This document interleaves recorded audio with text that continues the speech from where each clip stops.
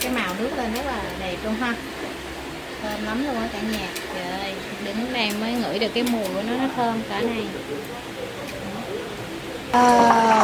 Đổ gia vị vô bắt đầu nấu nha cả nhà ơi. Đây là gia vị nha. Đó. Ở Việt Nam này cũng không có thấy cái gắp này đâu ha, ít thấy. Cái gắp này Việt kiều về mang về luôn. Không còn.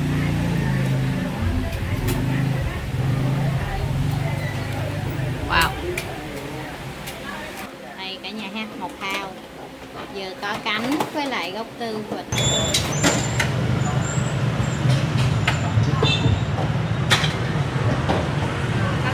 Ủa cái này khách ăn lại là bỏ vô cái nồi vậy đó ha anh? Biết nó không làm gì cái lẩu. Dạ. Thường thì phá lấu em thấy hình như cũng phải có nước dừa để cho nó đậm đà đúng không anh? Dạ. Chung tùy người nấu. Dạ tùy người nấu. Ở đây là anh chuyên về vịt. Chưa đi. Rồi.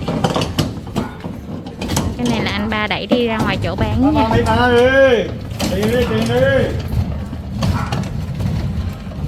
Xin chào cô chú anh chị nha, lại là Trinh đây. Thì hôm nay là Trinh đang ở hẻm 59 Bùi Minh Trực, quận 8 nha. Hôm qua thì Trinh có ghé chỗ phá lấu của anh Tài á. Trinh đang phá lấu thì Trinh thấy là cái phá lấu vịt của anh rất là ngon. Và đặc biệt là phá lấu vịt thì cái vịt nó rất là quan trọng nha cả nhà, nó sẽ không bị hôi long. Cho nên là hôm nay Trinh xin quay lại để ghé vô trong cái chỗ nhà anh để xem cái cách anh sơ chế như thế nào để khi mà cái món vịt phá lấu lên để mà cho mọi người ăn á, nó sẽ không còn cái mùi vịt. Anh làm rất là kỹ cho hôm nay Trinh sẽ đi vô trong nhà để quay nha. Đây anh đang soạn ra để làm nè cả nhà. Dạ, em bước vô được ha anh? Được. Dạ dạ em vô nha. Đây là Trinh nha cả nhà. Hôm qua có ăn với mình á, cho nên là trong cái clip này là sẽ có thêm cả Trinh nữa nha. Nghe giọng. Vô đại vô vương. Đây là anh ba, hôm qua cũng có bán ở ngoài chỗ chợ, ngay chỗ đường Bùi Minh Trực ha. Đó, bây giờ đây là những cái nguyên liệu mình sẽ sơ chế trước khi mà mình cho vào nồi để làm chín lên, để mà mang ra ngoài chợ bán như chiều hôm qua. Đó, bây giờ hai anh em bắt đầu làm nha cả nhà.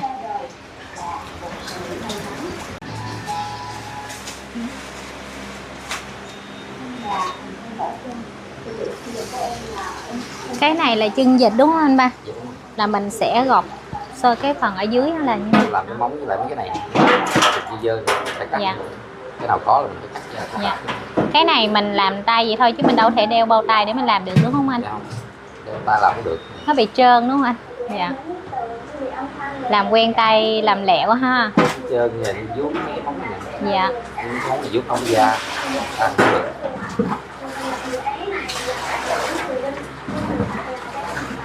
Sáng là người ta giao đến đây xong là mình chỉ có phần sơ chế ở nhà thôi. Rồi là mình đi mua đồ. Dạ. Mình có đi mua đồ thêm nữa ha anh? Thì làm phải mất thời gian mình đi chợ thêm một khoản nữa. Ở đây nếu mà đi chợ là ai đi? Anh ba hay là Tài đi? Em đi. Ở đây là đi chợ quận đấy. Đi với bến xe quận 8 anh. Tại dưới đó là dự dịch từ xưa giờ. Đi có bự vịt luôn. Đúng rồi. Nói vậy là dân kinh doanh mấy món vịt là biết là chợ nào. Rồi. Ta biết đó anh, giờ cái thông tin mạng mà ở đâu mà ta không biết tới. Cái đó là bộ lòng ha. Đúng rồi. Bộ luôn. Cái đó là mình phải ra mình lựa hay là mình đã có giống như kiểu người ta chuẩn bị cho sẵn rồi cái mình ra mình lấy thôi ha? Ta ấy sẵn nè. Dạ. Giống như kiểu bán lâu năm người ta giữ cho mình. Mối hàng ngày. Dạ mối. Có một số thì mình phải đi mua. Thường là mình heo thì mình phải chạy mình đi mua. tay heo là phải đi mua riêng. Đi chợ vịt thì mua sẵn cái tay heo thì đi qua chợ khác mua. Tai heo thì bước ra chợ ở đây nè. Chợ Bùi Minh Trực á hả? Tai Chợ heo này ngoài đây nè. Là giờ đang bán luôn, ngay chỗ em bán là chợ mà. Nó là chợ sáng. Là mình mua tai heo ngoài đó. Đúng rồi. Em bán tai heo nóng mà. Dạ. Không có lấy tiền. Xong là 11 giờ mấy 12 giờ. Dạ. Rồi xong anh ba quăng vô nồi nấu. Mình nấu ở đây luôn hả anh Tài? Cái nồi bự đó. Đúng rồi. Dạ. Hồi lúc trước là nấu bằng cái lò khè. Từ ngày cái ga nó mắc quá. Dạ. Giờ bắt đầu đổi qua cái nồi điện. Nhưng mà nấu giữa điện và ga thì nó có thời gian nó có như nhau không hay nó khác nhau gì không? Nó cũng vậy, tùy theo mình canh mình chỉnh thôi. Dạ. Như điện thì mình phải bắt nước sớm trước 10 giờ 10 rưỡi mình bắt trước. Còn ga thì mình cứ tới giờ đó mình bỏ nồi rồi mình bỏ đồ nêm vô mình bắt thôi. Dạ. Ra thì cái tốc độ nó nhanh hơn. Nguyên bộ lòng là người ta quấn ruột lại sẵn như vậy hết luôn ha. Như là cũng đã làm rồi á. À, Là cái mề là người ta cũng đã làm rồi. nói chung là phải cạo cái này ra nè. Chà sát hết rồi. Đúng rồi. ta làm sẵn hết rồi, mình về mình rửa lại. Chứ mà giờ mà mình quấn là không nổi đâu. Nhiều mà. Mình phải coi nó kỹ hay không nữa. Đúng một cái công quấn thì cũng lâu nè. Cái trọng ruột nè, dọc là cực nhất. Cái trọng ruột mà quấn lòng này nè. Dạ. Phải rộng ra da. Giờ ta chạm muối lại. Giờ ta cứ bán lòng là ta bán nguyên bộ vậy đó hả? Bình thường không ai bán nguyên bộ đâu. Cái này mình đặt. Đúng rồi. Thấy làm rất là kỹ và gọn luôn cả nhà, thấy không? Đổ nước ra là phải có cái rổ để lọc á, không là sợ rác xuống cống á, cho nên anh đổ vô cái rổ đó. Này rất là kỹ. Rửa rất là nhiều nước. Tháng xài 12 triệu tiền nước đó. 2 triệu. 2 triệu là nhiều lắm luôn á chứ. Bằng tiền điện ra luôn á. Đúng rồi. Này là tính là nước cũng theo kiểu nhà nước á, mà giá đó là tính là xài nhiều lắm đấy chứ. Thì cái thùng này mà Dạ. buổi sáng mà nửa đồ là không là 5-6 thùng rồi đó. Dạ, với lại dịch nó khó đúng không anh ba? Mình cũng phải ăn, mình ăn chứ không phải mình nghĩ mình bán cho khách thì mình không ăn đâu. Dịch nó mình phải kỹ chứ không nó cũng bị mùi, cái mình bán cho khách người ta ăn ví dụ ngon cái là người ta quay lại hoài hoài. Này nhà cũng ăn hoài gì, Vậy hả? hút ra ngoài ăn không, nhậu cái này nhậu hoài gì. Coi như là mình làm và mình ăn luôn, ăn trải nghiệm xong rồi tới khách hàng. Nhà mấy anh em lâu ở nhà lâu ăn hoài mấy gì. anh em lo ra nhậu rồi lấy chân nha ăn, lấy đồ phải nấu nha ăn. Dạ. Khỏi mua đồ mồi đỡ tốn tiền. Thiệt. Người ta cũng hay bán phá lấu vịt với bò chung đó, sao bên mình bán vịt thôi. Nó nấu vịt với bò chung. Có cái cô bán phá lấu bò với phá lấu vịt. Chỉ là nấu hai nồi khác. Đúng rồi. Nấu hai nồi để bán chung. Bán chung. Cái đó là chắc cái ngành của người ta bán quen cái phá lấu bò rồi đó. Là thêm cái phần vịt. Không biết cách làm. Tại vì khi mình xem mình sơ chế nó không biết làm nó hồi nó ấy. Dạ.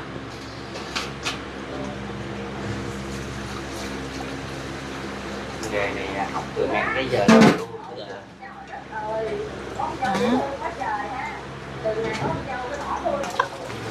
Khách hàng nhìn vô chắc khóc thét quá, thấy cái rổ đó khóc thét thiệt. Cái đó sao giống mình mua trong siêu thị vậy ta, có tem mát rồi các kiểu đó ha. À, nhìn không á thấy có cái tem hàng công ty hay siêu thị đúng không? Nó của Sang Hạ. À, là hàng ổn định, hàng ổn đó, hàng đảm bảo đó. Dịch cũng mua lấy của Sang Hà luôn. Ồ, Hàng thương hiệu. đúng rồi, có nem đàng hoàng nha cả nhà. Thấy không, có tem. Cái đó gọi là bọc thịt này. Dạ. Đây nha cả nhà, thấy không, vịt. Cái này là nguyên con mà anh ba, cái này mình có phải chặt ra nữa không anh? Có chứ, mình chặt cái gốc tư đó đúng không? À, gốc tư, rồi giò thì mình cũng phân ra đây. À, uy tín cái thương hiệu làm bao năm rồi, từ đời mẹ rồi tới mấy anh. Ngoại tới về. Vậy hả? 3 đời rồi đó. Sắp tới đời cháu nữa, rồi là 4 đời. Bởi vậy mình phải xây dựng cái thương hiệu nó quan trọng lắm. Từ họ bà ngoại tới giờ.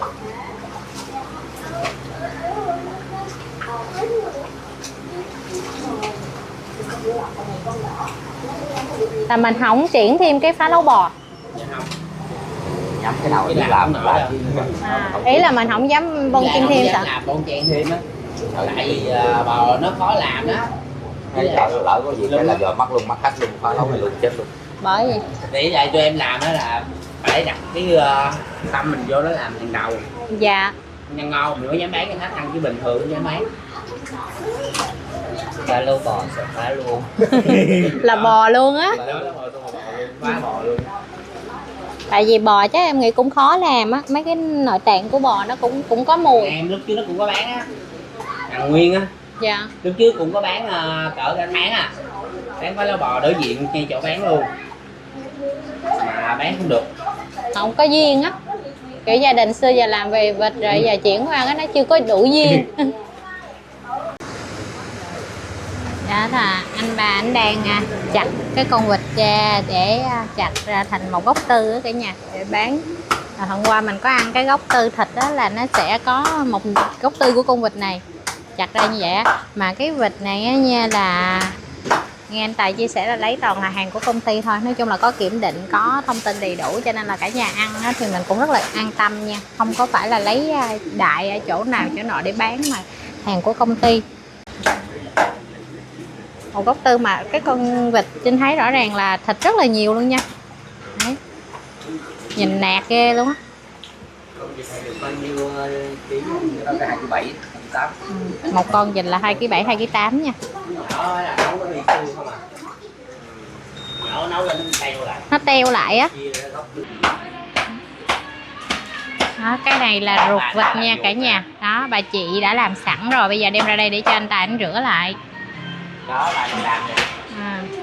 Làm cái này phải kỹ, mất công đoạn nhiều lắm nha. Con cậu 2 thao. sáng giờ phải làm đây. Ủa cái nhiều. Nghe nào cũng nó vậy chứ nhiều thịt sẽ nhiều hơn. Ủa không thì cái gì chứ nấu nó teo là mắc hơn nữa.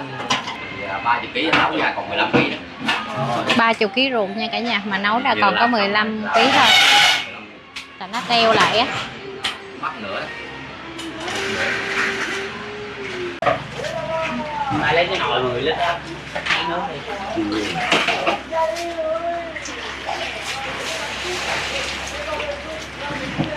Dù rửa rồi với mình rửa lại cái nước nó vẫn dơ, mình rửa nhiều lần nó mới trắng được ha. Nó cát không à. Tại vịt mà nó ăn tà lơ tà la.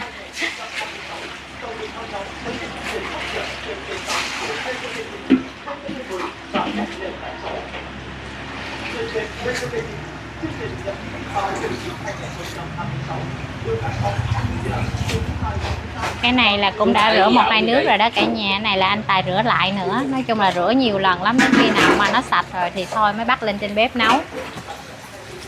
Thấy không, còn cái đó là cái phần gốc tư của thịt vịt anh ba đang rửa lại. Anh ba chặt xong rồi, xong bây giờ anh ba rửa lại, làm thêm phần cánh cho nó sạch lông. Cái là Sài Gòn yêu rồi. Thấy bề nổi thôi chứ đâu ai thấy bề chìm này đâu.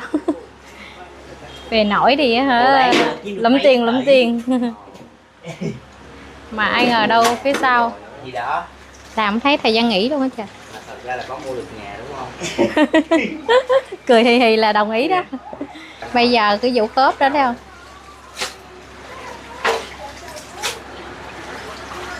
Để lấy rửa sạch cho con nè. Đâu nó sưng nè. Ê, rửa kiểu này biết cái tay nó dọp luôn á, giỡn đâu. Làm động như là bị ấy à. Đau đúng không? Nó cũng không đau mà nó phơ nó không đau lắm. Nó không có quá mất sự quá chịu đựng của mình. Nhưng mà có phải đi khám định kỳ không? Không, khám được rồi. Rồi bỏ luôn vậy, cứ để vậy luôn. Sao mà lâu lâu mình không đi khám lại coi nó làm sao? Có kêu đi làm nhúng cái thuốc gì á. Nhúng vô cái gì, cái sáp gì á. Với làm trị khớp á. Dạ. Không có thời gian đi nữa phải không? Đi đó rồi mình công việc nhà không ai làm, cái tự nhiên đứng ngồi không yên. Kiểu vậy, đứng ngồi không yên. Đứng ngồi không yên. Nhưng thôi kệ thư rảnh ra coi được thì đi, chứ nhiều khi sức khỏe của mình vẫn quan trọng hết. Có sức khỏe là làm lại từ từ. Nhiều khi mình anh ba anh phụ này cũng đỡ. Cái gì đó thì Nguyên làm còn bây giờ anh ba gắn đỡ.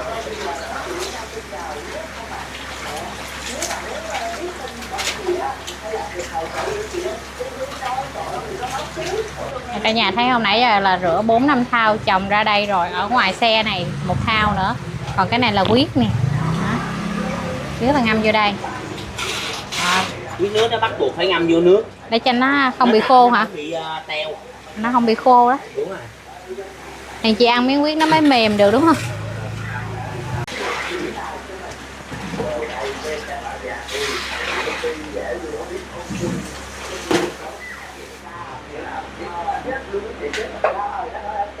Bày ra xung quanh là quá trời. Đó, bây giờ là bỏ vô nha cả nhà. Chiếc rổ đó không chịu thấu.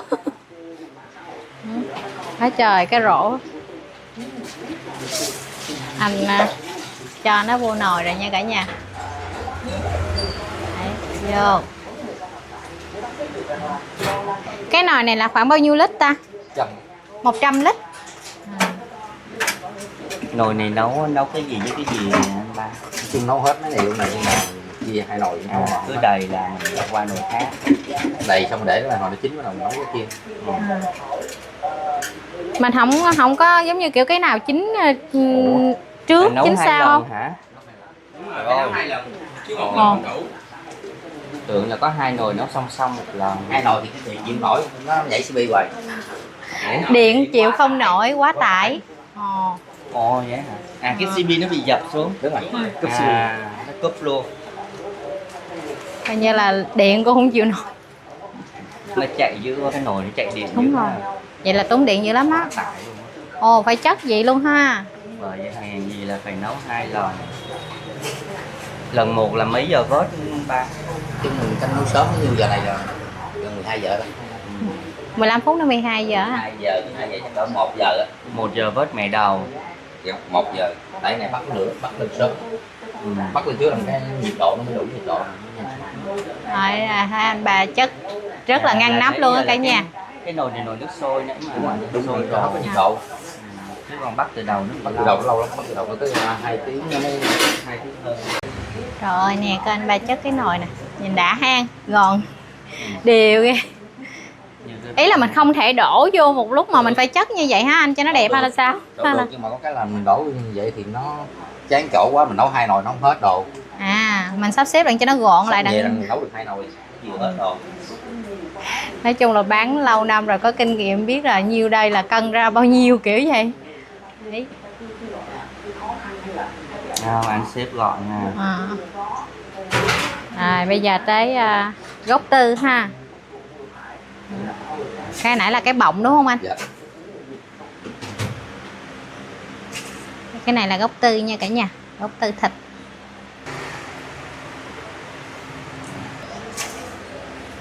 Cái này là tai heo nha cả nhà.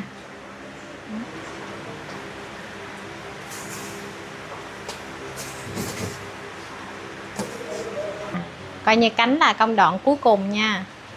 Bỏ vô là đầy nồi luôn. Ôi, chà chê vậy. Mồ hôi cái khúc sau ruột không ha. Ruột Cái- với lại lòng. Cái này nấu lẹ hơn không anh? Cái này nấu lẹ lắm. Coi như cái nào là cứng và lâu chín á, thì anh sẽ cho nấu trước. Đó. Bây giờ nấu thì khoảng tầm 1 giờ là vớt ra nha cô chú anh chị. Có đó. Vậy. Dạ. Còn cái này thì mình nấu khoảng bao lâu? Cái này với lòng chắc cho nấu cỡ chừng nửa tiếng à. Nửa tiếng thôi. Cái này là Tại khoảng vì tầm. với lại phần cái nồi nó nhiệt độ nó đủ rồi nó nhanh sôi. Dạ. Đó, bây giờ bắt đầu là nấu. Sôi lên nó chờ lâu lắm. Wow. Đầu gia vị vô bắt đầu nấu nha cả nhà ơi. Đây là gia vị nha. Đó. Gia vị để làm cho cái món vịt phá lấu thêm đậm đà hơn. Rồi, ok. Là mình phải thêm nước vô cho nó ngập luôn hả anh ba? Dạ. Nó phải ngập nước nha cả nhà. Rồi bây giờ là anh sẽ đậy nắp lại và nấu thôi. Wow. Cái gấp cũng rất là to.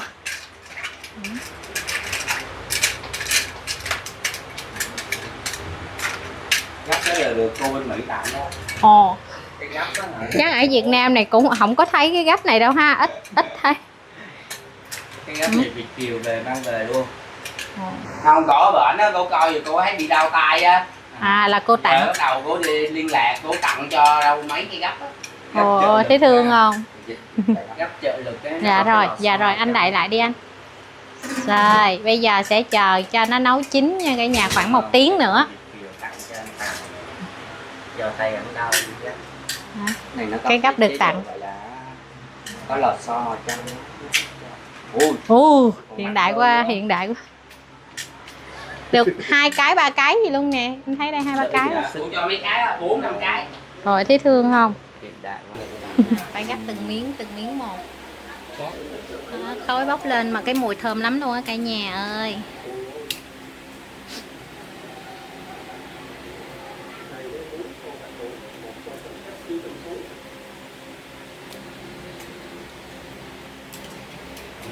Cái đồ có cái nơi bị chóc hết.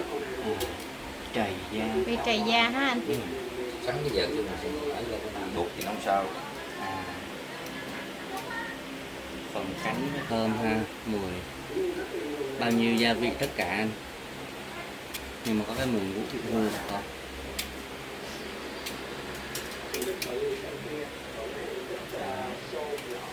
Công thức là từ thời bà ngoại đúng không anh ba? Mình có biến tấu thêm gì không anh?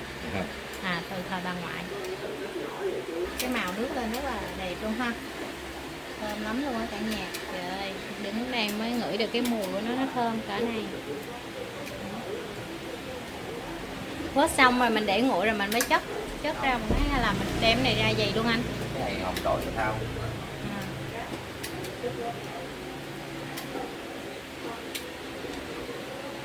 Đó, bây giờ là anh ba đang gắp cái gốc tư của vịt nha cả nhà. Đó. Nồi phá lấu vẫn sôi trên bếp, sụp luôn nè cả nhà em.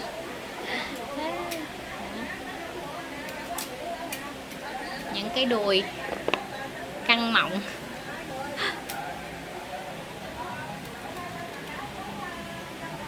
Những cái đùi á, Góc tư cánh với góc tư đùi là giống nhau luôn anh ha, Dạ. bằng giá luôn, rất là mọng nước luôn. wow.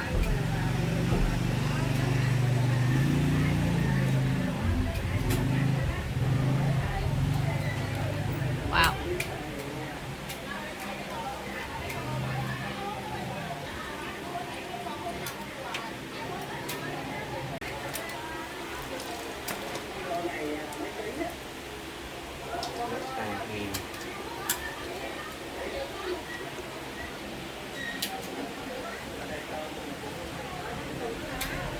Tai heo mình bán kèm theo thôi chứ mình cũng lấy số lượng ít là anh ba ha, chiên là về vịt thôi.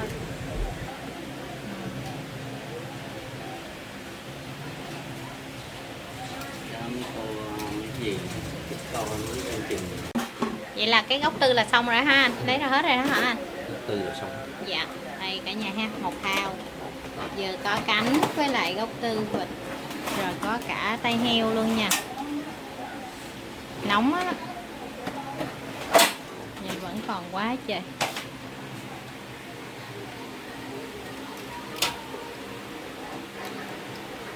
Là tới cái phần bọng nha cả nhà.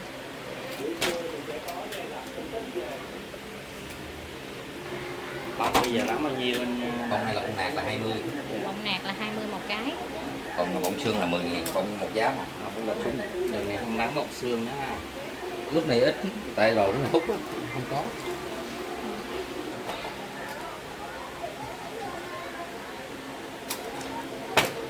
Vớt ra xong rồi mình xả cái nước này ha, mình sử dụng cái nước đó để mình nấu cái nồi kia luôn anh. À, xong rồi mình bắt đầu mới xả cái nước ra, mình múc ra bịch.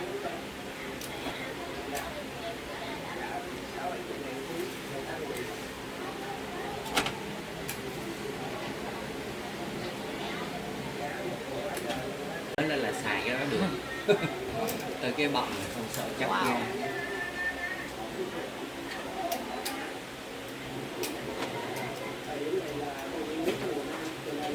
Ý là anh vớt, anh lựa để lấy bọng cho dễ. Cái chân vịt chưa đem ra hả anh? Đem với tại mình nhớ bông xương cái đó. À, là cái nào ra cái đó. Cho nó mềm mềm chút. Mình chưa có nhớ được, mình để cho nó cái xíu nữa cho nó mềm một xíu.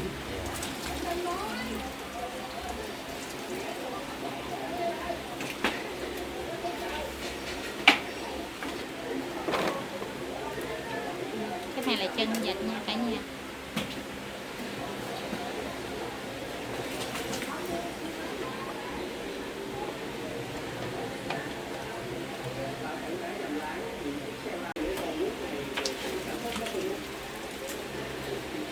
Nhưng mà giờ nấu cái nồi này đợi nóng chứ trước nấu 2 cái rồi khè là xỉu luôn. 2 nồi. Khè, cái bếp khè nó phả cái lửa ra, Nó nóng nữa không? để đỡ cái dụng. Cái này nó sôi thì dở nắp cho nó hơi nóng thôi chứ còn tới nấu không nóng. Còn nấu 2 nồi là sôi dở ra dở nắp ra cái là nắp đây là chịu nổi luôn, trang đi xông hơi. Bếp khè. Bởi vậy nấu ở phía trước rồi làm mọi thứ ở phía trước là cũng có lý do hết anh ha, cho nó thoáng được cái khí, chứ không ở trong nhà chịu sao nổi. Nó hầm hơi là chịu không có nổi.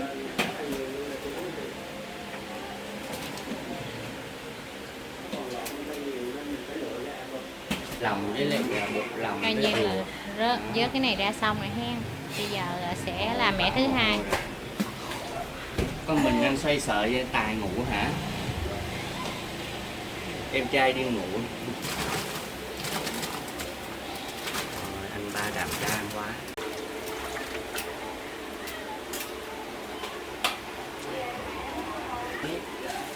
Còn bây giờ với phép cũng bỏ vô chung với lại ruột luôn nha. Cái đó mình cũng đặt luôn ha anh. Mình dặn người ta. Quyết nếp này cũng khó phải đặt chứ thường là quyết kia thôi đúng không anh?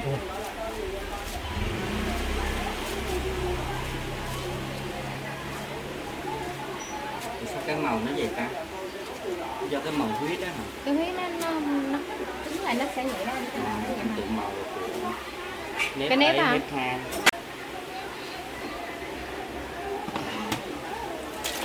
Đây là mề lòng.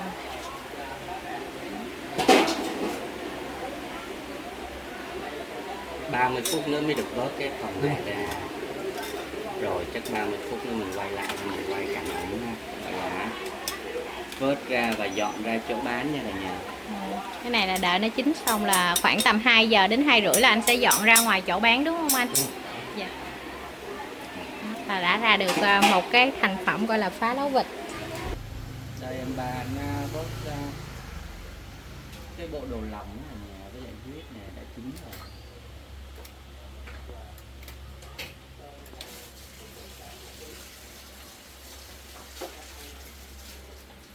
Không lấy cái vợt được không? Được ha, vợt cho nó đẹp rồi. Đó.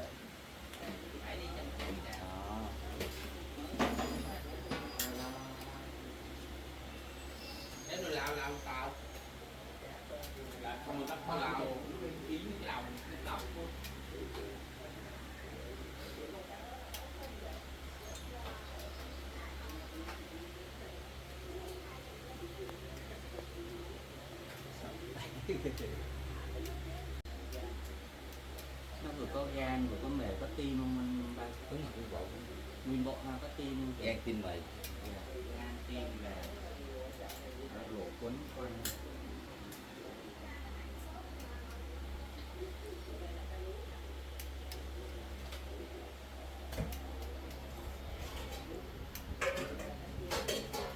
Đây là cái công đoạn cuối cùng nha, anh ba sẽ vớt cái phần lòng vịt ra, rồi sau đó bây giờ sẽ đẩy những cái bàn ghế rồi ra nè. Đây là con của ba nè, anh chuẩn bị rửa cái này xong là bắt đầu đem ra ngoài chợ cái chỗ bán nha cả nhà.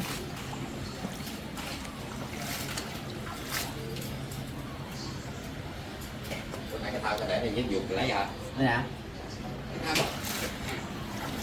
Để nó làm cái công đoạn khó nhọc nhất luôn á, rửa rau. Nhưng mà anh biết không, kỹ thuật rửa rau lắm chứ giỡn đâu, anh làm không nhẹ tay Rửa là mà nó sẽ không bị có dập. bị dập, hiểu Đúng không? rồi, rất phải Đâu đây nhẹ. thao cho giúp. Đúng không? Còn cái động nào dơ là phải lựa ra và làm lại đó. Đổ qua luôn. Đổ qua luôn. Nhẹ nhàng nhưng mà rất khó.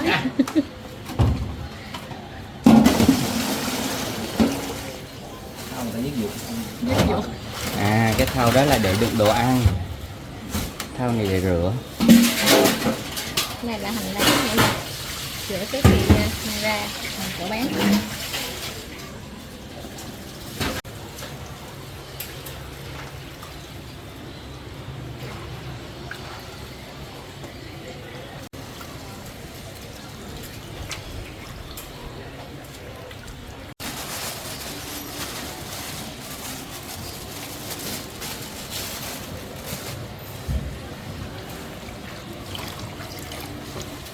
Rau răm này cũng sạch rồi ha, rửa lại. Nói chung chỉ rửa lại. Dạ. Mình rửa lại cho mấy cái bụi nó ra hết thôi. Nhưng mà ý là răm này mình mua về mình có phải lặt không, hay là người ta đưa cho mình là đã lặt sẵn hết chị? Dạ có. Là lặt lại đúng không? Dạ đúng rồi. Ta đưa xong rồi mình đem lặt lại. Chứ đâu có để vậy em bán. À là nãy giờ con lặt á hả? Dạ không, tại có bà mợ. Mà Coi như để ra là không có nói là cả gia đình làm thôi.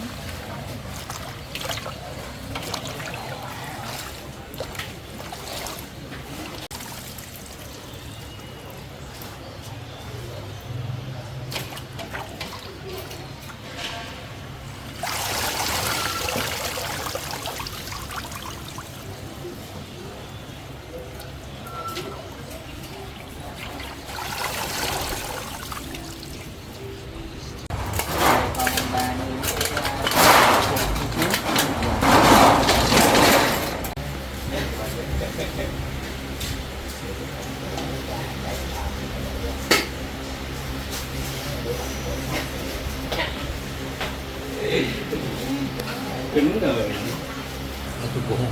Chắc cũng 40 kg á ha. Mình chất vậy rồi mình mới đem ra hả anh? Sao mình không ấy cho nó kiểu giống như phải chất gì cho nó gọn hay là sao? Sắc mình da dễ bán thôi. À. Cao quá đi đường sao? Không sao. Cao đi luôn á hả?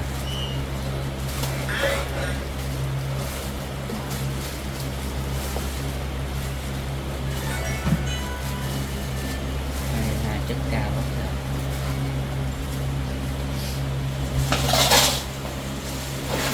Đã xong một thao. Theo là huyết nếp.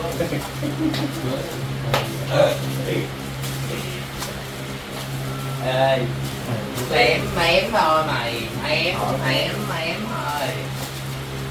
Rén rén. Rén rén.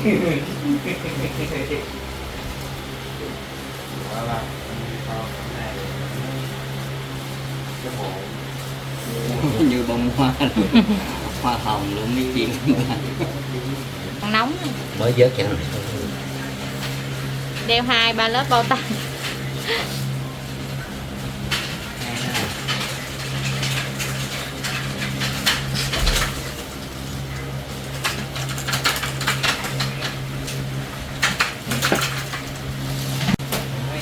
Đấy đó, anh nhìn này. Gì vậy? Anh mua ngay. Không có mắc bố mà. Đấy đó.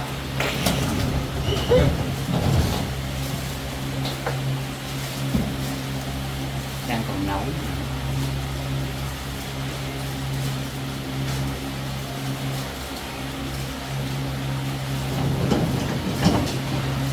Bây giờ in thủ lên thì sẽ.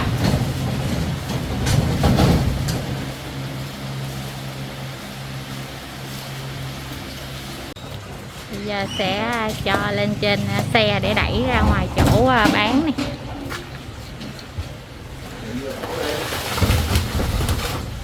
Đây cho quay cho.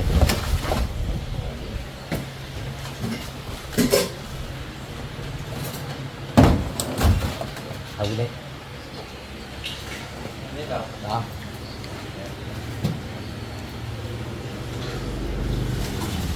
Mắm. Cả trên một xe luôn. Ồ, cái xô nước mắm đầy vậy luôn hả? Đẩy đi khó không anh? Ôi, nó lắc kìa. Anh kéo lên đẩy. Đẩy á. Em thấy nó bị tràn ra. Okay.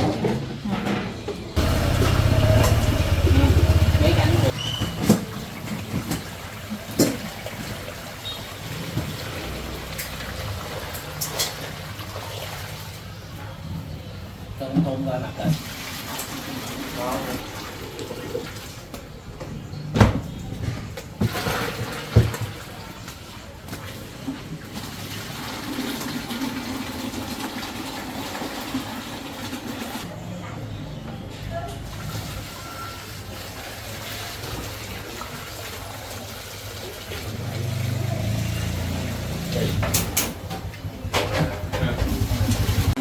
Kéo ra. Vừa y bon luôn. chiều cao của cái mặt này như thế nào. Trời ơi mấy cha ơi, đâu ra lội cái đó như vậy. Lội tay nè. Ồ.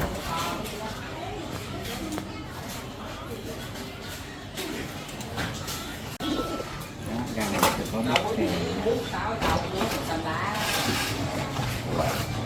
làm cái đó thì lấy suốt bụi luôn hả? Suốt bụi bán luôn là 1.000 Mình xẻ xuống như vậy thì hao ga nhiều dữ không anh ba? Thì 3.000 bình. 3 ngày một bình.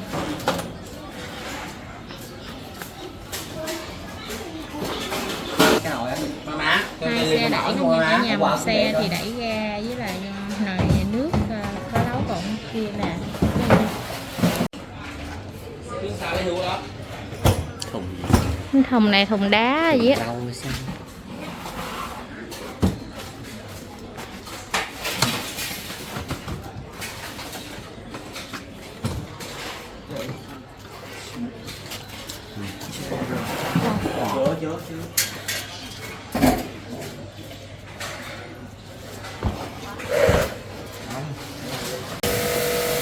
Đó, trước khi ra ngoài bán thì sẽ dọn dẹp trước sơ phía trước ha. Bây giờ là kéo xe đi.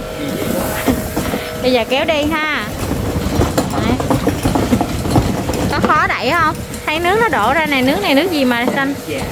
À, nước trà. Cái đường đi cũng hơi khó ha cô chú anh chị, nó bị gập ghềnh á.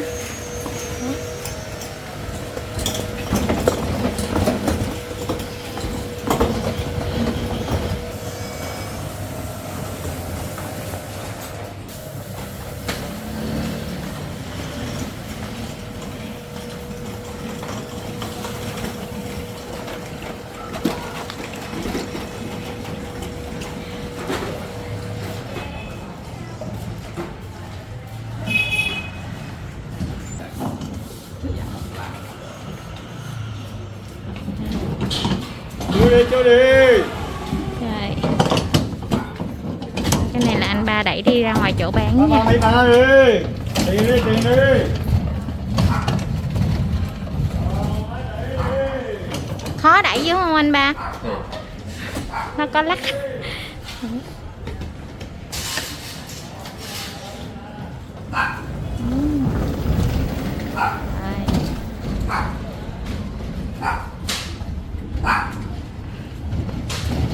Rồi, bây giờ là đã đẩy ra tới chỗ bán rồi nè cả nhà ơi. Đó, bây giờ đẩy lên nha. Lên dốc thôi.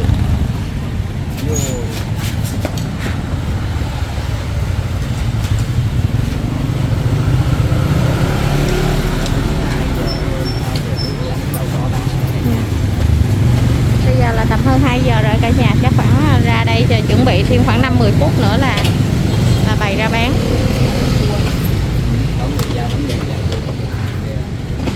Còn đây là chú giao bánh mì tới.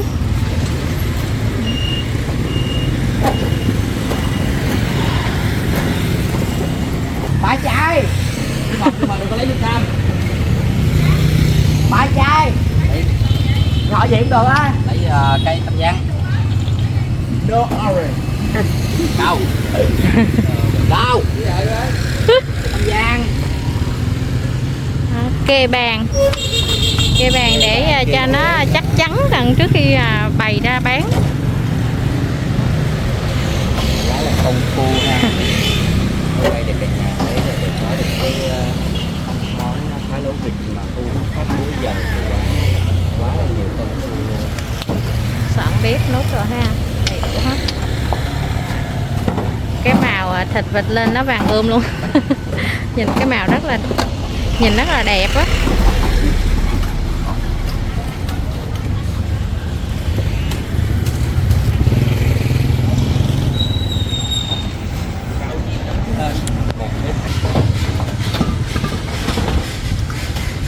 Nói chung ra đây là mỗi người một tay để làm cho nó xong. Gửi ông nắm chai luôn đi, ta khỏi thêm qua lần luôn. Đây uống nào đã cái này nè, phun trà đá kìa. Nó là phun trà đá đó. Có chả chả vào ngoài ngoài nhiều ở nước cầu đây, ở nước cầu đây. Nhà chị ba chiếc xe Audi đang tìm chồng. Chị lên kênh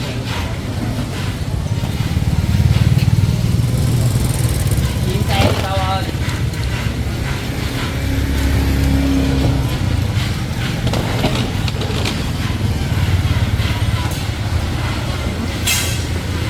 Tại cái này là để lên trên bếp kho.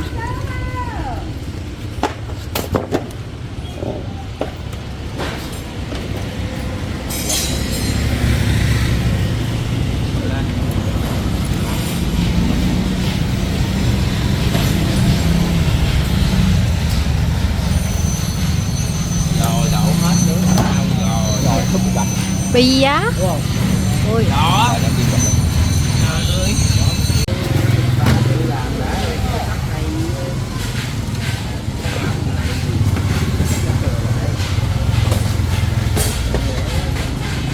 Nó không có ngay ngắn cho nên anh ba đã sắp xếp lại.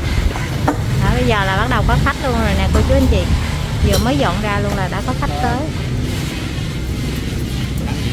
Đây heo cái 70.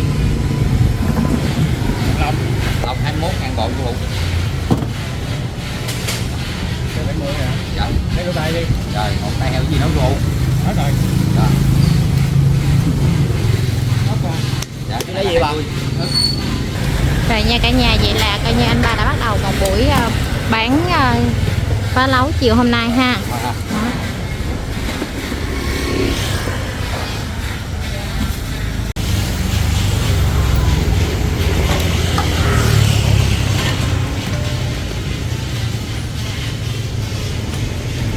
Lấu ở bên chỗ anh Tài nha. Ở đây là địa chỉ của mình là 105 Bùi Minh Trực nha cả nhà. Trời, nhìn rất là hấp dẫn luôn nha. Anh dọn ra từ mấy giờ hả anh Tài? 2 giờ rưỡi chiều là anh sẽ dọn ra, bán đến khi nào hết thôi? 9 giờ rưỡi tối là sẽ hết nha cả nhà ha. Đó, bây giờ khách tới mua lai rai nè, anh đang cắt cho khách nè. Đây. Anh làm lia lịa luôn. Ở đây thì chị thấy là có cánh nè, chân, rồi có cả thịt, rồi có tay heo, rồi lòng vịt nha cả nhà ha. Đó. Lia lịa luôn. Rồi, có bánh mì không anh? Ủa, ở đây phá lấu á anh là mình sẽ ăn kèm với cái gì ạ? Bánh mì gói cũng tươi, nhưng mà ở đây em bán là đa số là ăn bánh mì, hoặc là khách vô ăn mì gói. Dạ, coi như là ăn với bánh mì là nhiều, rồi với lại mì gói. Rồi cái phần nước chấm ở đây rất là thơm luôn nha cô chú anh chị. Em thấy đi ngang qua cái nồi Cái 30, còn cái lớn này là 132. Còn cái này quý đi Đạt ơi. cái này vậy luôn, cái đó tính là 5 cái 30. ngon nha, khách tự lựa luôn. Khách lại thì cứ ăn cái gì thì mình cứ gấp cái đó, xong rồi anh sẽ cắt ra, rồi sau đó thì anh sẽ cho thêm phần nước với lại rau răm các kiểu và ăn kèm với bánh mì hoặc là mì gói. Anh làm lia lịa luôn nha cả nhà. Thơm quá trời luôn á cô chú anh chị. Rồi gì nữa mình chơi? Nó được cái. Được cái à?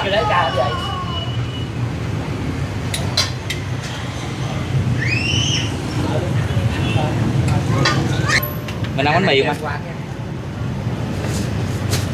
Nhiêu? Rồi của anh 70. Lấy bao bánh mì luôn ha? Cái huyết đó là huyết vịt luôn ha anh Tài? Vịt. Nhìn nó dẻo ngon quá ha. Thường thì phá lấu em thấy hình như cũng phải có nước dừa để cho nó đậm đà đúng không anh? Dạ. Chung tùy người nấu. Dạ, tùy người nấu. Ở đây là anh chuyên về vịt. À. Mình bán ở đây lâu chưa anh Tài? Nó được bao nhiêu mấy chục rồi anh? Cỡ hơn 40 rồi đó. 40 năm rồi nha cô chú anh chị. Thường công đoạn mình làm mất nhiều thời gian không anh? Ví dụ như là sáng mấy giờ mình dậy để mình làm anh ạ? Hết buổi sáng. Hết nguyên buổi sáng. Là coi như 2 giờ mới dọn ra. Dạ.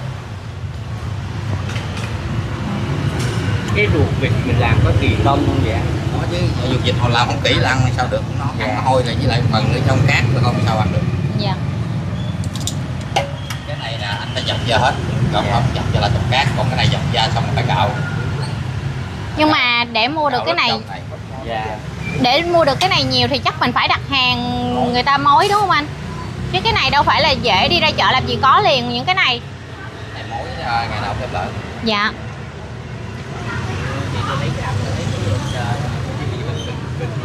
Phải chan nước liên tục vậy đó ha anh, để cho vịt nó không khô hay là sao anh? Để sẽ tạo cái áo mình đứng còn khô nữa được cái gì. Đứng cái này mà gọi là còn khô luôn. Dạ. Đánh liều quay nó có bị bạc gì trong này. Anh ơi, thường á là cái giờ cao điểm của mình khách đông là mấy giờ anh ha? Chung bán thì về bữa có khi 5 giờ mấy 6 giờ chừng 4 mấy 5 giờ thì Dạ. chưa giờ dọn ra chưa bán cũng được. Dạ. Nhưng mà thường thì khách ngồi ở lại đây ăn đông không anh, hay là người ta mua về nhiều anh? Đa số mua về. Đa số mua về nhiều, tại ở đây em thấy cái vị trí ngồi cũng không có nhiều đúng không anh? Cái quán của anh ba mọi người là một cái xe đẩy đơn giản thôi, nhưng mà cho nên là nó nằm ở ngoài vỉa hè, cũng không có nhiều chỗ ngồi á, chỉ có một vài cái bàn để mấy anh đó. Bên đó thì Trinh thấy là có cái quầy nước sâm luôn, nếu tiện mình ăn phá lấu xong rồi mình uống nước sâm cũng được, nhưng mà được nữa thì mình cứ mua về ăn cho nó tiện nha cả nhà, tại vì quán thì nó nằm ở vỉa hè, chỗ đậu xe nó cũng hơi khó. Nha cô chú anh chị.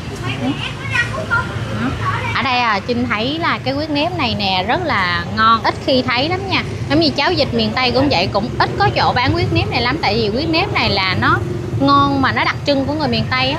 Cái nếp của nó sẽ rất là dẻo nha cả nhà, nếp sẽ kèm với lại một ít gia vị ở trong đó, có hành lá rồi các kiểu, rồi xong mới có cái phần huyết lên nha, là ăn sẽ rất là ngon. Bây giờ là khách tới và mua mang về nè cô chú anh chị, cho nên là anh sẽ cắt nhỏ ra. Nói chung là khách ăn gì thì cứ order xong rồi anh sẽ cắt nhỏ ra và cho vô cái thao vậy đó. Rồi xong cái phần nước chấm thì anh đã chuẩn bị sẵn rồi riêng một cái bịch luôn nha. Tới là chỉ cần bóc bỏ vô thôi, cho nên nó cũng lẹ, khách không có phải chờ quá lâu.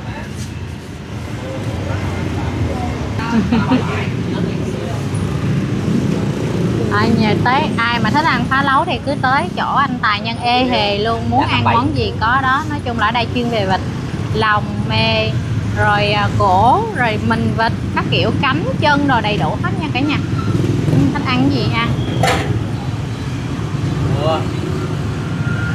Hôm nay đi làm cũng có coi ngày á cô chú anh chị, nhưng mà tự nhiên thấy cũng hơi râm râm. Hồi nãy giờ em đi, đây là cái quán thứ hai mà tụi em review rồi, nhưng mà chỗ kia nãy cũng râm râm, xong rồi trời bắt đầu nó nắng lại, thì giờ tới chỗ anh Tài thì lại bắt đầu râm râm nữa. Bếp của anh làm rất là gọn nha, chỉ có 2 cái bếp thôi, lúc nào cũng sẽ nóng lửa, nói chung là nấu sẵn luôn, trong cái nhiệt độ gọi là nóng, và trong cái nồi thì nó cứ sôi một như vậy thôi, cho nên là tới là chỉ cần lấy và bóc mang đi, cho nên rất nóng. Cả nhà thấy không, rõ ràng là nó bốc khói nghi ngút luôn, và cái nồi nước lúc nào nó cũng sôi như thế này. Nói chung là nhìn cái nước chấm, nước sốt á, nhìn cũng rất là đậm đà. Dạ. Giờ tới ca của em Chưa. Mấy giờ là tới ca, đổi ca? Đâu có đổi ca gì đâu, em cũng ở đây nè, nhưng mà tại giờ cái tay bị khớp á, chắc không có được giống như người đó nữa. Ý là làm nhiều quá nó bị đau tay ha sao? Đúng rồi. Trời ơi. Hồi đó cắt nhiều quá rồi. Dạ. Bằng cái kéo á hả, mà nó ảnh hưởng tới cái khớp luôn. Là cái tay phải của em hả? Là cái tay thuận á. Nè, nó bị viêm cái mắt khớp nè. Là mình đi khám bác sĩ nói là Đúng do rồi. mình cắt nhiều quá. Là mình bác sĩ kêu là đặt bớt động vô mấy cái khớp lại để nó bị hoại tử. Trời nghe ghê Nó vậy. bị viêm khớp mà. Cả nhà thấy không, buôn bán đôi khi phải đánh đổi như vậy á, nhưng mà tại vì yêu nghề, yêu khách, cho nên là anh vẫn miệt mài mỗi ngày. Rồi bây giờ thì cũng có gia đình ra phụ. Với lại đâu phải làm thì đầu thì làm cực lắm, vô mình phải bóp mũi á, bóp mũi phải dùng cái lực. Mà em nói chứ vịt đó nó hay có mùi lắm, mình phải làm kỹ lắm thì khách mới quay lại hoài được. Nó không phải giống như gà hay là bò heo thì nó sẵn cái mùi đặc trưng rồi, nhưng mà cái vịt đó nếu mà làm không khéo nó sẽ rất là hôi. Nó bị hôi Hôi lông. lông. Nó bị hôi lông. Ủa vậy là Tài cái hồi mà bán rất là nhiều là cái địa chỉ ở đâu? Ở đây nè. Ở đây luôn đúng không? Đúng rồi. Hồi xưa giờ có một chỗ thôi. Đúng rồi. Giờ bà chị dâu bà bán ở dưới đường Dương Bá Trạc á. Là của quận 8 luôn. luôn. Ở đây là mình thuê mặt bằng hay là nhà của mình luôn anh? Hồi đó có mình Tài bóp đúng rồi, nó bị cái tay là full ca, còn mình lại làm hết. Dọn ra 2 giờ mình luôn. em, còn ban ngày thì đó cũng mình em làm đầu. Là hồi đó tới giờ là như vậy, xong rồi tới khi mà cái tay đau rồi mới là bóp mũi rồi đó, là bóp đầu bóp mũi rồi cho ra mũi á. Bóp đầu bóp mũi luôn. Đó. Vậy rồi mai mốt ông anh cũng bị sao? Hả?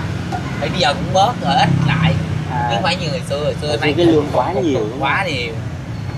Hồi xưa là mấy thau. Nhưng Hồi xưa mấy thau. Dạ. Hồi đó bán là cũng là 3 thao giống vậy, nhưng mà cái xô để thêm 4 xô đây nữa. Giờ nấu ở trong nhà vừa nấu vừa bán, vừa nấu vừa bán. Đúng rồi. Tại vì vừa nấu ra bán, ta nấu xong rồi đem về đây bán, đeo xong đem về đây bán luôn. Còn bây giờ thì sao? Bây giờ đó 10 phần thì bây giờ nó cũng còn lại 5 phần, 7 phần. Là do lượng khách giảm hay là Đúng do mình rồi, giảm thì cái công do việc cái lại để kinh sức tế. khỏe? Thì do kinh tế eo hẹp ai cũng vậy thôi. Nếu mà khách ăn như ngày xưa mình cũng phải chán bắt buộc mình làm chứ sao từ chối khách được. Giá cả có tăng lên nhiều không mà? Không, phải giữ giá cũ.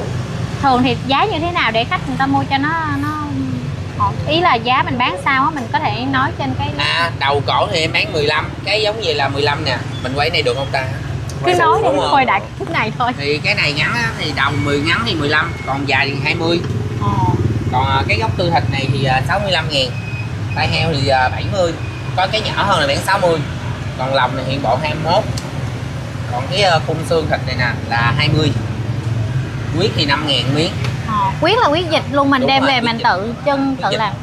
Không, quyết này là tụi em lấy nha, chứ tự làm là không có. Cái gì chú?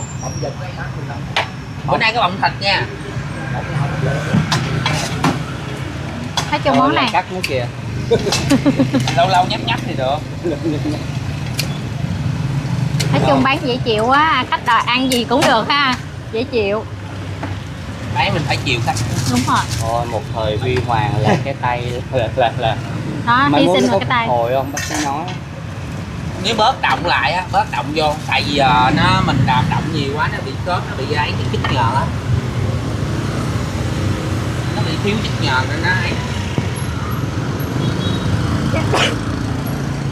Nè, ví dụ mình động vô chút xíu là cái khớp thai nó đỏ lên nè. Nhưng mà thấy nổi gân lên luôn á, bấm quá đấy nó bị. Nó bị nổi lên, nó bị đỏ à. Hồi Trước xưa giờ mà cắt chừng 3 khách thôi, 3 đơn thôi bị dính chưởng là bắt đầu tay nó bị phồng, nó bị sưng sưng lên. Đây thì Khâu ơi, thói ông lại 5.000. Có nhiều cách nó bớt cũng đỡ.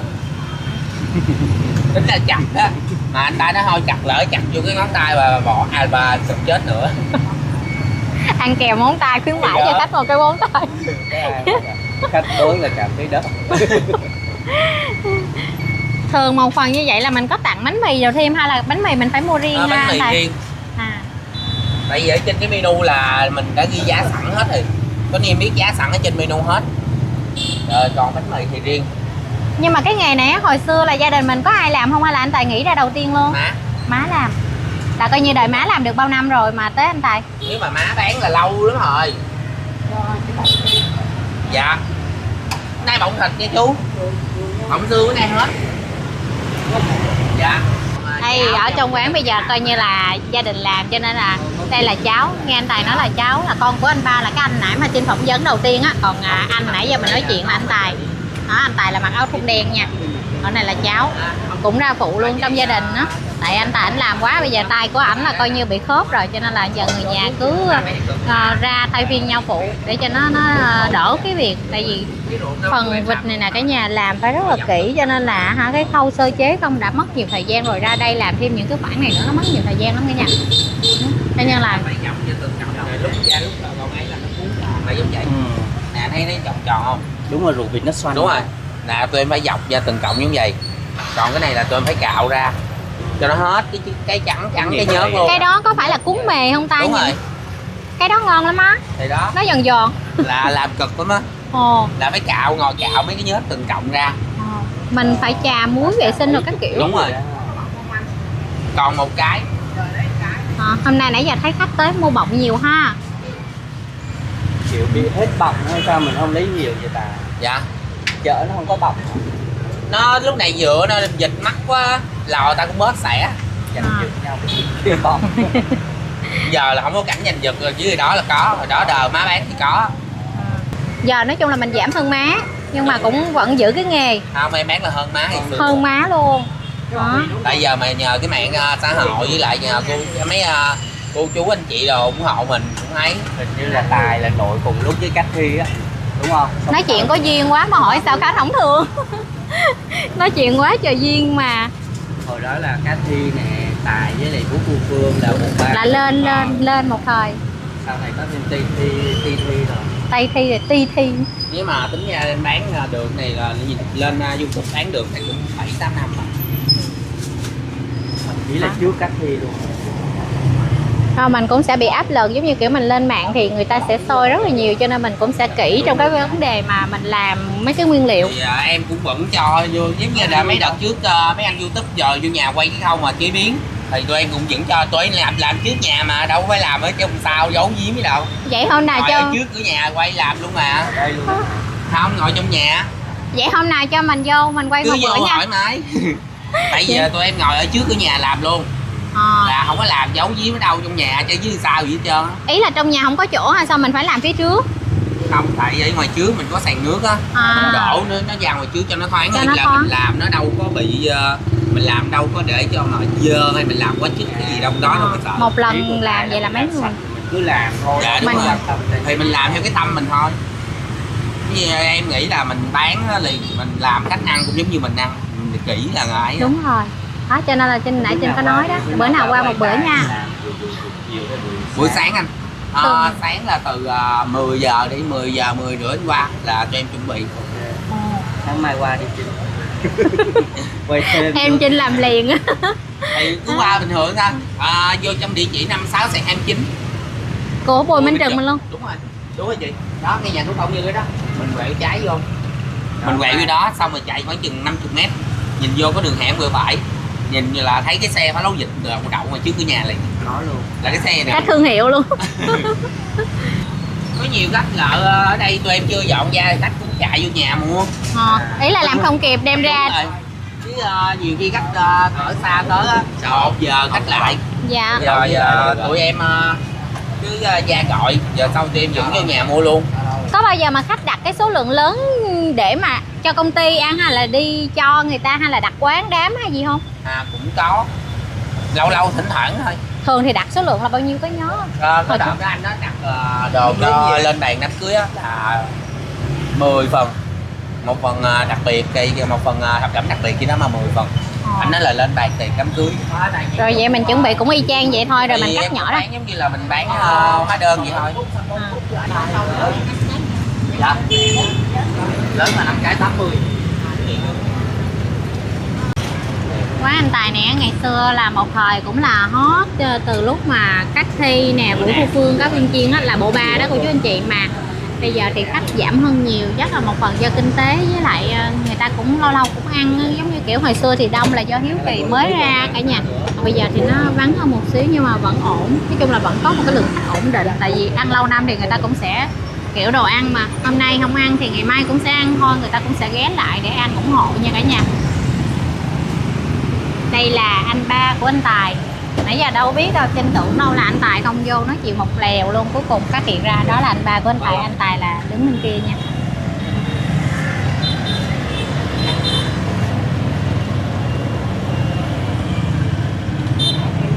Lon nhà một xíu nào. Không mình còn lon cái vậy. Không cái đó tới đâu đi tới đó nè. Nào là hết nổi cắt không. Nhưng mà hồi trước là anh ba làm nghề khác rồi anh ba thấy Tài bị như vậy cho nên là ra phụ hay là sao anh ba? Cái lúc còn má rồi. Hồi đó muốn phụ việc khác. Hồi trước là đi làm nghề xương nước.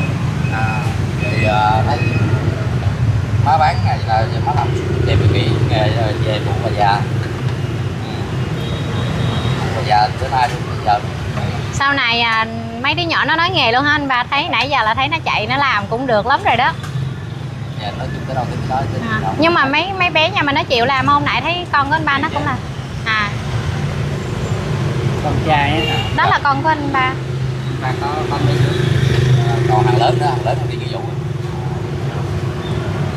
Đi nghĩa vụ là sau này theo quân đội rồi. Chắc là đi Về mấy tháng về 5 tháng. về cắt dịch tiếp. Chắc không chịu đâu, cũng hai đứa, phải đứa làm cái này còn đứa làm cái khác đúng không anh ba, chứ đâu phải thể để hai đứa làm hết. Chưa biết. Hả? Thằng kia thì chắc không biết rồi. Dạ. Một lần dạy dâu bao nhiêu nước lèo? 1 ca hả? Dạ. Chỉ cỡ tại tiền nhớ tiền túi này em vô theo như bình thường chị nó không có gọi là đồ nhiều nữa, còn đồ nhiều thì múc nước lèo lớn, còn mà đổ thì múc lèo vậy. Là đợi nó nguội bớt rồi mình vô, hay là do là thấy cái này nó trống là mình sẽ vô dần dần? Để nó trống thì vô trước sợ cái đồng bông vô kìa. Bắt đầu rồi. Con được bao nhiêu tuổi rồi? Năm nay 18. 20 mấy? 18. Mới 18. Vừa độ tuổi. À, trong nước lèo là mình sẽ cho thêm một ít hành lá. Đúng rồi, cho nó thơm. 25. Vậy về là khách phải hâm lại chứ, tại cái hành nó sống không ta? Nói chung là khách mua về là về hâm Phải làm nóng nóng. ăn nó ngon hơn. Dạ. Cái bé này phụ từ nhỏ rồi. Cái hộ quay cách đây mấy năm rồi có. Là lâu rồi hả con? Cái đó đi học có cái nghỉ tháng hè, nghỉ cái lên đây phụ nội với phụ ba mẹ bay. À. Giờ con đi học không? Dạ nghỉ. Nghỉ luôn. Giờ full time luôn à? Dạ. Cuốn theo.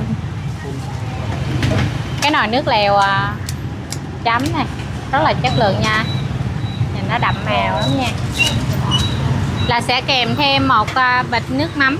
Nước mắm đó là nước mắm gừng. Đúng rồi, mắm rồi. Nước mắm gừng là mình làm sẵn luôn hả? Dạ đúng rồi. Ý là mình bột sẵn luôn ha. Mà.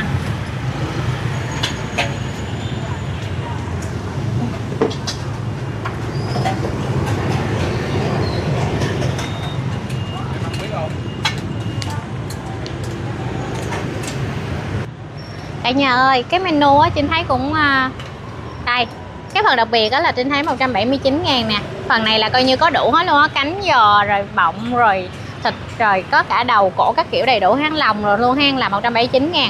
Mà ở đây Trinh thấy là nó có nhiều loại, ví dụ xay lớn, xay nhỏ tùy gia đình của mình. Ví dụ như ít thành viên thì mình có thể là ăn xay vừa cũng chỉ có 79.000 thôi.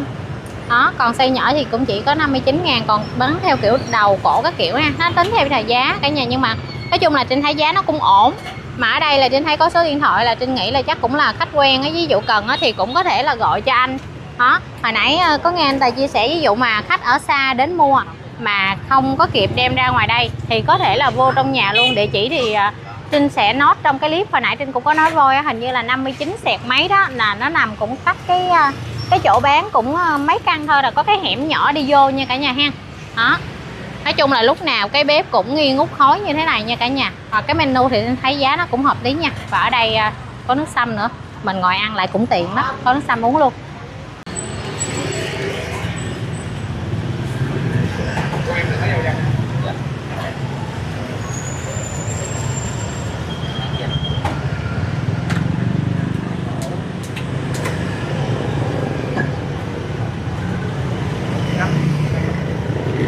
Cái lớn ha.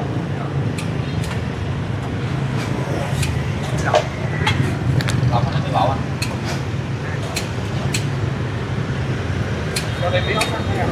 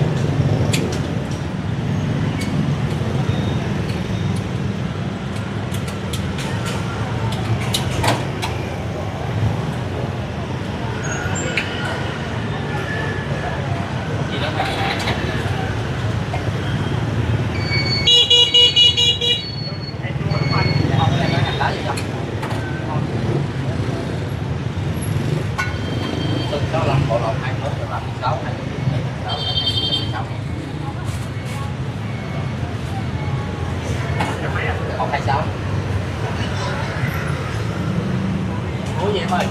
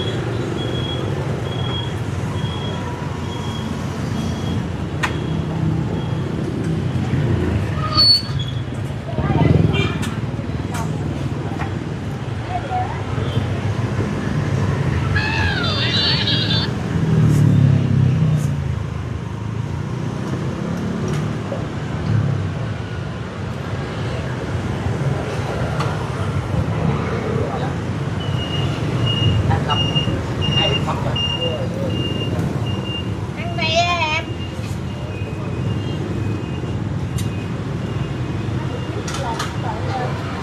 Lọc, cái lọc hay là vuông?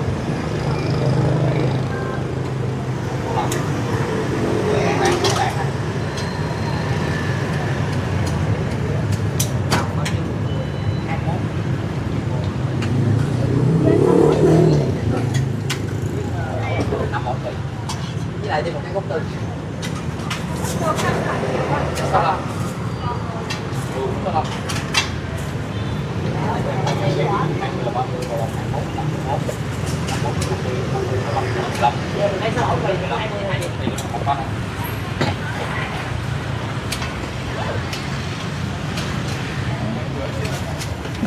Tầm này thì khách bắt đầu đông á cả nhà, thấy anh làm liên tục luôn ha. Mấy cô chú ở gần đây ghé ngang qua ủng hộ, còn không thì nói chung là nãy giờ Trinh thấy là đa phần là cô chú lớn tuổi cũng nhiều tới, chắc có vẻ là thích ăn cái món này. Giá đầu cậu nhỏ 15, lớn 20. Cô chú lớn tuổi thì đa phần là ta ăn phần thịt á. Tường 5.000 miếng này. Cánh nhiêu cặp? Cánh lớn là một cặp 32, cánh dừa 5 cái 10.000, còn cánh nhỏ 5 cái 30. Lấy cái bộ lòng nữa. Nó lớn nhiêu? Lớn là 16.000 một cái. Lấy 2 cái đi. Với 2 cục huyết, với 2 cái lòng. Bộ lòng bao nhiêu bộ? Dạ 21.000. Lấy một bộ lòng. Về này 10.000 cái. Gì nữa cô? Cái đầu là 2 chục nha. Dạ, con cả lên cái này. Rồi gì nữa cô? Có cái cánh gì cô? Ví dụ như mà chiều á mình tiện mà không có thời gian nấu nướng á thì có thể là mình ra mình mua một ít phá lấu như thế này nè, về xong rồi mình có thể ăn kèm với cơm nóng vẫn được luôn nha cô chú anh chị. Quay này là tất cả thế giới hay biết hết luôn. Tất cả thấy biết hết luôn. Ở nước ngoài biết luôn.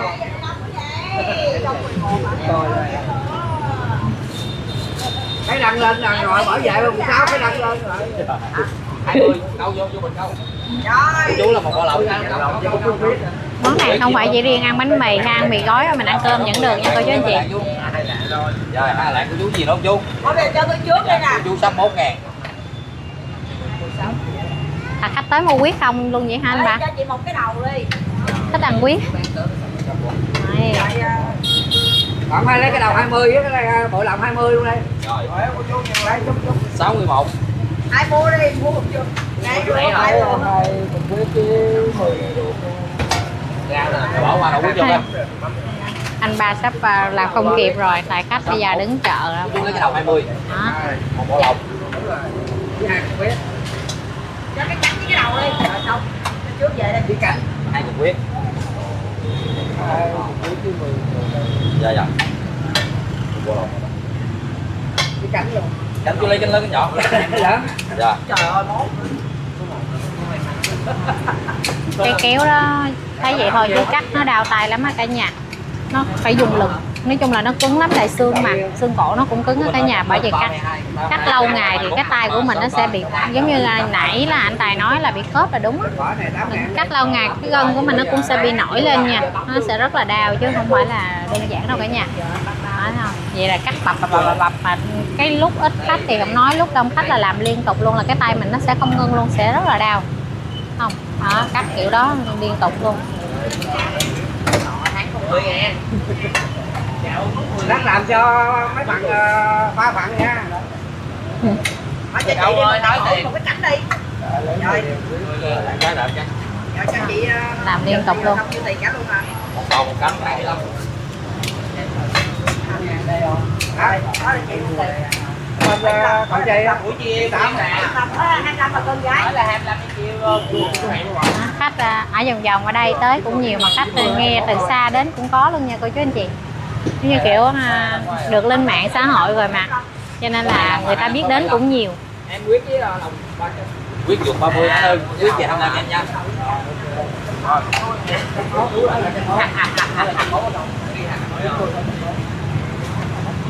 Bye bye nha.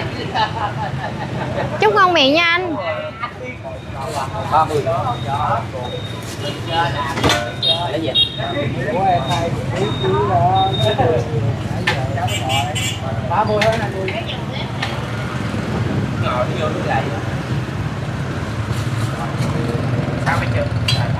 Quyết cái gì hamster lên em xíu nha.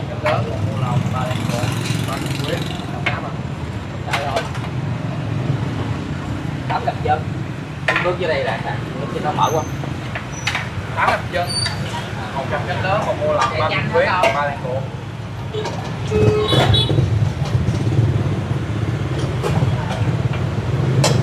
Tám cặp chân một cặp lớn. Bỏ bảo luôn.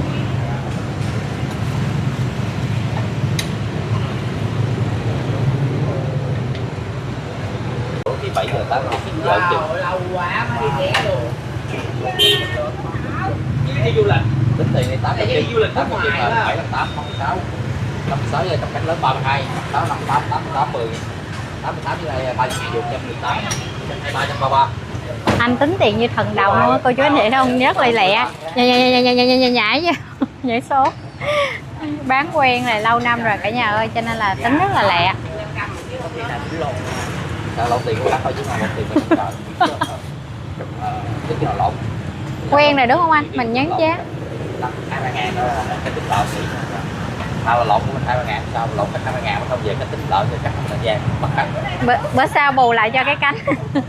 Không quay lại đi buồn.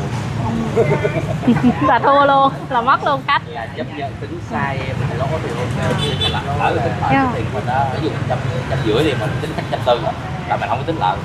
Còn mà lỡ khách có 140 tính ở giữa là phải tính kỹ là đàng hoàng thì không. Vì vậy ta tính lợi mất khách chứ cái gì. Là lỗ mình nhưng mà còn cách vẫn bằng lỗ của Xuất ta là hiện mất khách luôn. bà chị siêu giàu đeo vàng quá trời lại mua ông phá lấu rồi cả nhà. Chị có đeo vàng quá trời, có đeo khẩu trang.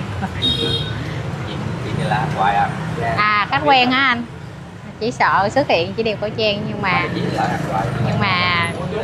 dáng rất là đẹp nha. Nói chung là hai vợ chồng, hai vợ chồng ghé qua ăn tại chỗ.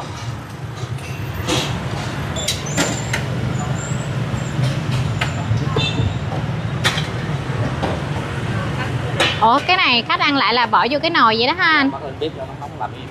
Dạ. Rồi là có mang bếp ra cho khách luôn. Khách ở lại ăn mà ăn cái lượng. Dạ. Khách ở lại đây ăn là có bỏ vô nồi và cho vô lên cái bếp luôn nha, để giữ độ nóng cho khách ăn nha cả nhà. Giống như ăn lẩu. Lẩu pha lấu. Bỏ lên cái nồi luôn. Cái đầu chưa? Rồi. Quyết mà ăn quyết còn quyết. Ngàn miếng cái miếng gì không? Vậy quyết cái gì về hamster là em siêu cho nóng nha. 20 40 105 gì nữa kìa.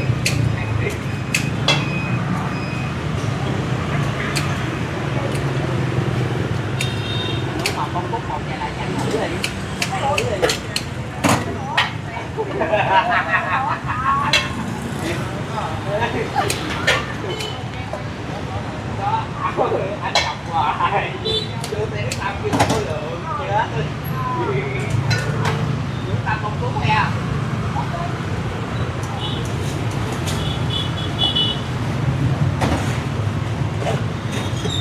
Sao mà kéo vui vậy?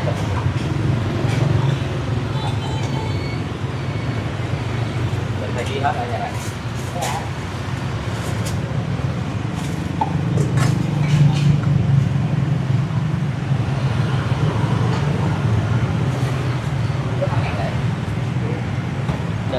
Hôm nay thì Trinh đi chung với lại một anh nữa kênh Phố Sách Sài Gòn, cho nên là 3 anh em chung với quay phim của Trinh nữa sang một cái nồi phá lấu này nha. Trong đây thì Trinh thấy là có thịt nè, nói chung là lấy một góc tư của vịt với lại là cái phần lòng á, ruột á cả nhà ha. Bắt trên bếp nóng như thế này nè, thứ nhất là để cho nó không bị đóng dầu mỡ, thứ hai là ăn luôn cái cảm giác nó sẽ nóng ấm ngon ha. Còn đây là cái chén nước mắm mà hồi nãy Trinh có cầm cái bình lên Trinh quảng cáo đó, thì ở trong nước mắm này là sẽ có gừng nè, rồi sẽ có hành tím các kiểu ha, rồi ớt nữa đó. Ai thích ăn cay giống như đây nè thì sẽ cho thêm ớt, còn ví dụ như ăn cay vừa thôi thì mình chỉ cần vậy là được rồi ha. Đây bây giờ Đây coi trong cái nồi này có cái gì nhiều.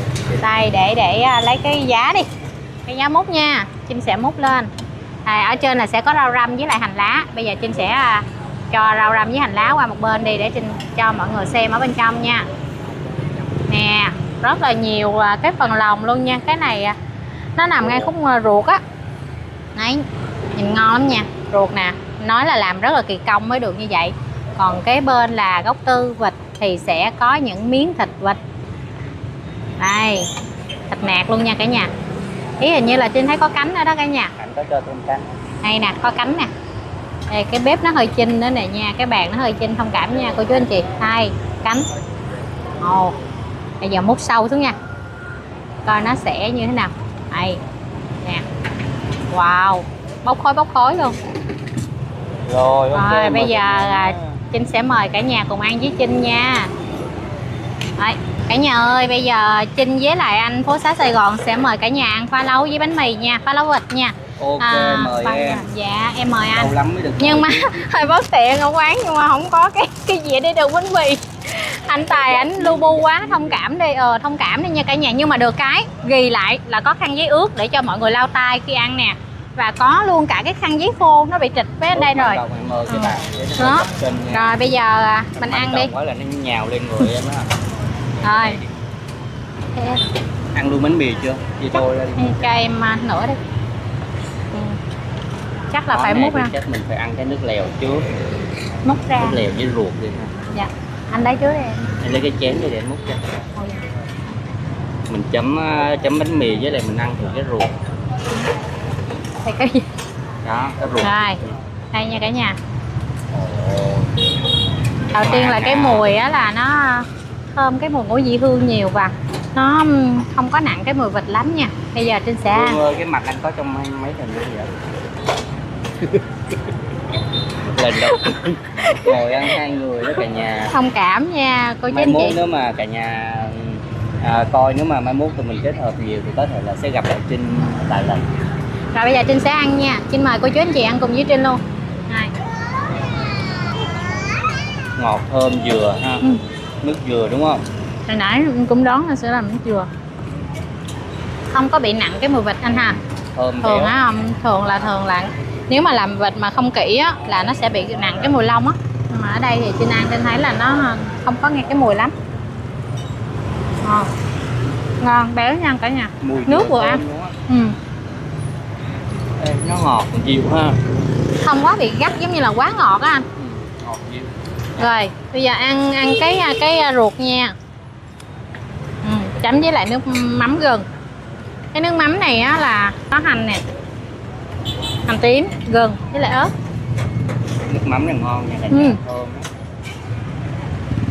Ôi cái ruột ngon quá luôn á anh Phố Sách, nó giòn ha.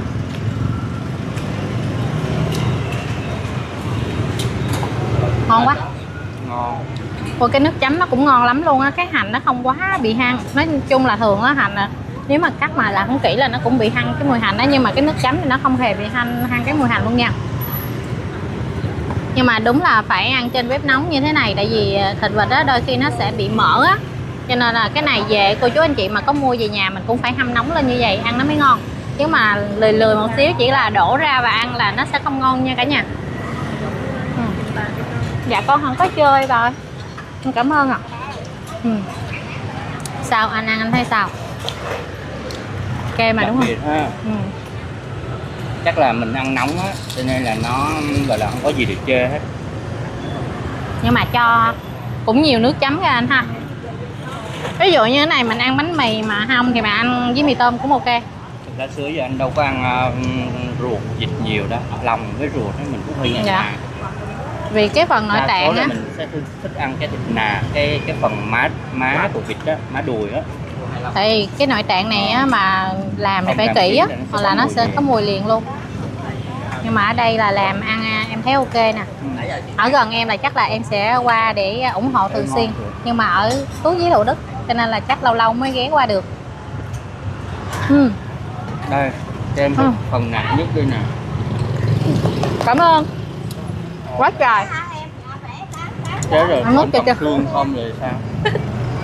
Anh gán như là anh review cái xương, cái thịt rất là nạc luôn nè cả nhà, không có, nói chung á vịt nè cả nhà thấy không, cái lớp da nó rất là mỏng, nó không có bị mỡ nhiều, rõ ràng luôn.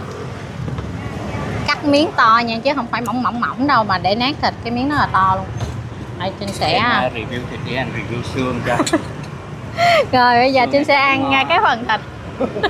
Gán với anh phố xá ơi, lớn rồi phải nhường chai mút.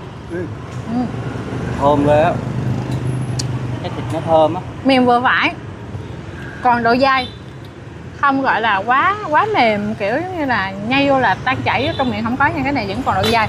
cái thịt nó thơm bùi nha. Đúng rồi, thơm bùi. Mùi tí nào luôn á, hay quá. Chắc do cái bếp nó đang sôi luôn nè. Nhưng mà nó kết hợp với rau răm ăn ok anh ha, ý là nó sẽ khử được cái mùi tanh một phần nữa đó. Thường mình ăn hột vịt lộn ha, nói chung tất cả các món về vịt là nên có rau răm để nó khử cái mùi. Ngon quá.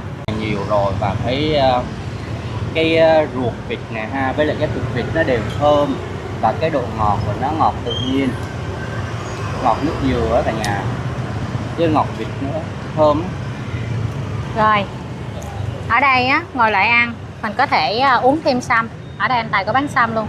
Một ly này khoảng tầm 15.000 hay như nãy trên thấy trong menu là khoảng 15.000, nhưng mà rất là to nha.